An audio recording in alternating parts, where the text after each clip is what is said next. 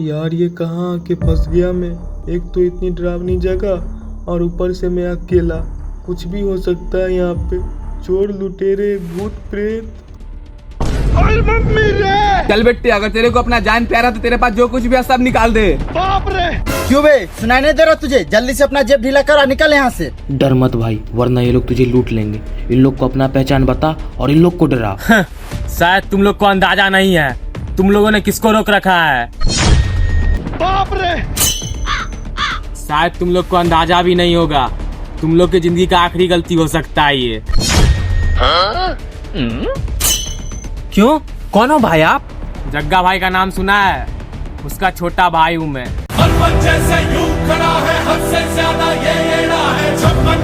क्यों डर गए ना? अबे साले, जग्गा भाई तो यही है।